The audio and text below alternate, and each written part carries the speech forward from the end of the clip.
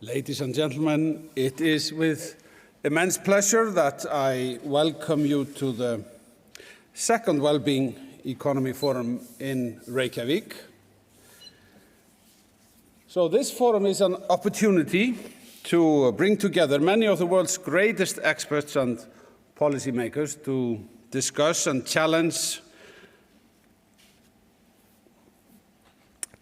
challenges and opportunities within the well-being economy, a topic that is essential to ensuring societal prosperity and achieving environmental sustainability. In recent decades, we have witnessed a growing movement within academia and politics advocating for policies that encourage more inclusive, equitable, and sustainable societies. And the underlying criticism is that we need to transition from an economic model under which we too heavily focus on growth without considering the overall well-being of the people we are trying to serve. Let me give an example. If someone does not feel safe at home, has insufficient access to healthcare, is without a job, and has nowhere to live, is knowing that GDP per capita is high going to help? Not really. In other words, the criticism points out that we must also look beyond economic measures such as GDP to track social progress. At the same time, we have faced recessions, inflation surge, the COVID pandemic, intensification of global conflicts, and not least the climate crisis with its devastating consequences. This is happening whilst we are trying to figure out better ways to follow and track social progress. GDP is not always indicative of life happiness, security, and general well-being of our society. Growth and the course of the economy in a more traditional sense is and will remain very important, but is not sufficient on its own to tell us what we need to understand about societal well-being of our citizens. Dear guests, the analysis of the limitations of traditional economic policies has shaped the ground for alternative policies and commitments to enhance the focus on well-being of current and future generations. One example is the commitment of all UN member states to follow the 17 Sustainable Development Goals, which urge us to examine the quality of life beyond monetary measures and use scientific knowledge to secure more sustainable production and consumption for current and future generations. We need to embrace economic metrics that focus not only on what is produced and by whom, but also how and with what consequences. These questions resonate with modern economic theory, arguing that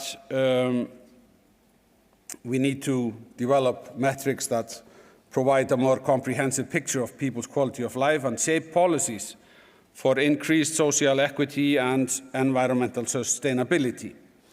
That does not mean we dispense with wealth or will abandon monetary measures such as GDP. Instead, we recognize economic growth as good, as far as this can be harnessed to increase the quality of life without devastating ecological consequences.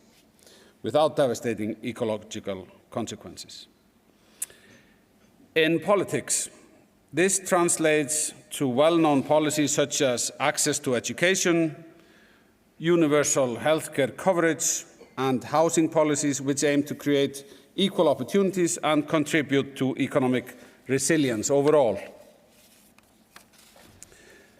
By doing this,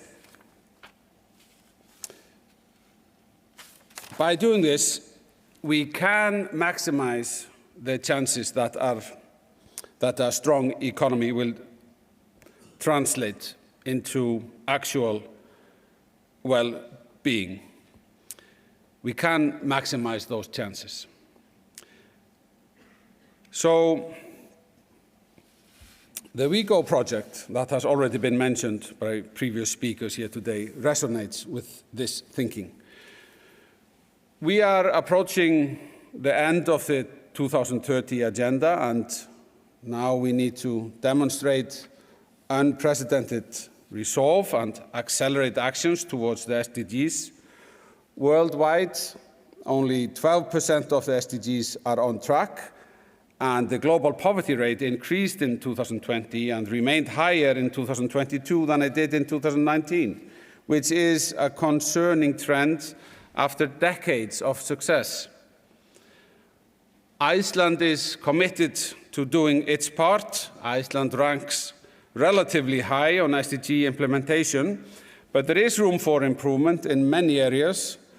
Recently, my government strengthened our national framework for sustainable development with a new platform called Sustainable Iceland and established a broad sustainability council with members from the government and all spheres of society.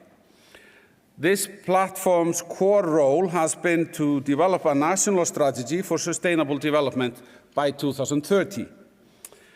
Aligned with this work, we have recently developed our well-being approach further by introducing well-being budgeting and using data for analysis to enable more optimal resource allocation and evaluations of the 6 well-being priority policies of the government.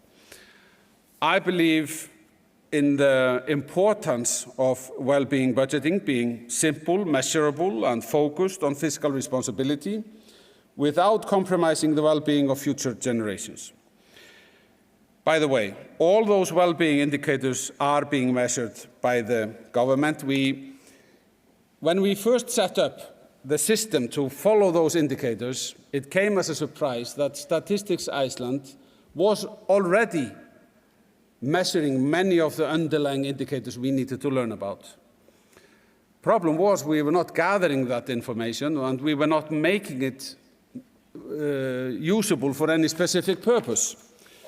But that gave us confidence that we could move ahead, that the foundations were there, the information historically was also available, and we just needed to take a decision on what exactly we wanted to follow. The paradigm provided by the well-being economy has proven well suited to address many of today's challenging issues. It helped during the COVID-19 pandemic in shaping strategies for improving mental health, to name one example. It has also enhanced public discussions on better life-work balance. A very lively discussion is taking place in Iceland these years on life-work balance. And it's also been useful with regards to how to shape policies and efforts to ensure trust towards the public institutions and also between citizens. Now, as the world faces economic challenges and a crisis caused by an armed conflict in Europe and an unprecedented humanitarian crisis with millions of people urgently needing aid and assistance, we need to move forward. The consequences globally include food and energy security, which are likely to affect the prospects for developing the well-being economy framework globally. A great deal depends on research on the well-being economy. This exciting and emerging field has taught us much about human motivation, how social comparisons shape people's preferences, and how these preferences adapt and change with people's circumstances. It has also produced actionable findings that can be used to shape policy in a wide range of areas and advance this agenda internationally for a healthier, fairer, and more prosperous future in line with the UN 2030 agenda. Lastly, to the Wellbeing Economy Forum. This forum is an opportunity for participants to share their knowledge and their insight on the interconnections between well-being and sustainability. I want to specifically thank the Sustainability and Wellbeing team at the Prime Ministry, as well as, as well as the team at the Ministry of Health and Directorate of Health here in Iceland and the City of Reykjavik for organizing the forum. And dear guests, I do look forward to your contributions to this exciting policy field. Your input and expertise are essential to our continued progress with the Wellbeing Economy governments. Let me name one issue at the end of my intervention here. It's been a challenge for the government to come up with a system to follow the well-being indicators, knowing beforehand they do not move very rapidly. So for one government to say, this is what we're going to focus on, and not being able to show the results within that same election period is a challenge for politicians. But you just need to be aware of that, and you just need to be steadfast and continue, knowing that as the years go by, more and more information will be gathered, and what you are doing is just like planting a seed. And one day, an apple will drop to the ground and be eaten by someone. All right, thank you all for being here. Let's make our time useful and have some fun in the meantime. Thank you.